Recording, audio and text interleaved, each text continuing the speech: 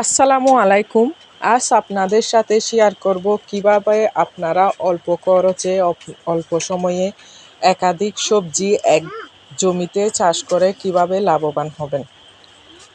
এই রকম পদ্ধতি ফলো করার জন্য আমার চ্যানেলটি সাবস্ক্রাইব করুন, লাইক কমেন্ট শেয়ার করুন এবং নোটিফিকেশনটি অন করে দিন যাতে আমার পরবর্তী ভিডিও আপনাদের কাছে পৌঁছে যায়। চলুন শুরু করি।